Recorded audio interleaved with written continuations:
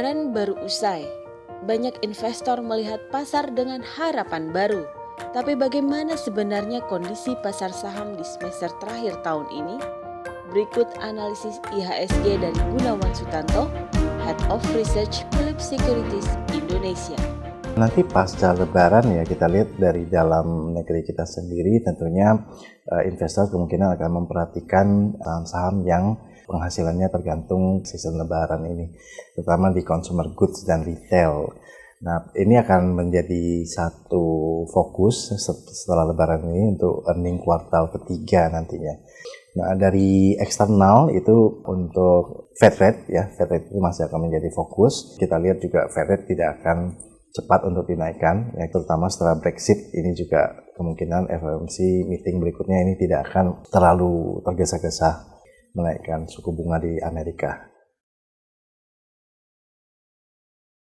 Secara makro, Indonesia saat ini kita harus jujur ngomong memang sedang mengalami masa kontraksi pertumbuhan ekonomi ya.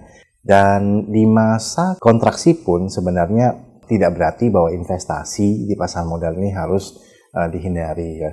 Karena masing-masing fase dari siklus ini ada sektor-sektor tertentu yang biasanya bisa outperform dibandingkan dengan sektor lainnya ya. Seperti misalnya consumer goods yang staples bukan yang discretionary, yang dibutuhkan produk-produknya oleh konsumen baik keadaan ekonomi baik maupun buruk ya.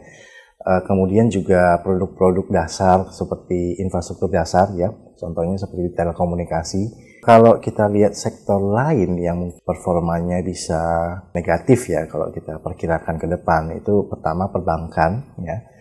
Properti ini masih ada katalis hopeful-nya itu adalah tadi tax amnesty ya.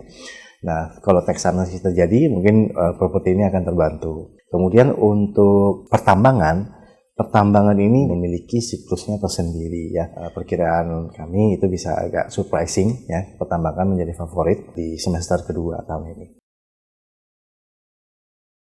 Kalau investor yang ingin memanfaatkan misalnya momentum nanti tax amnesty, nah itu mungkin bisa mengincar saham-saham properti yang cukup baik ya, yang kalau bisa itu utang dolarnya jangan terlalu tinggi ya, misalnya BSDE itu cukup baik.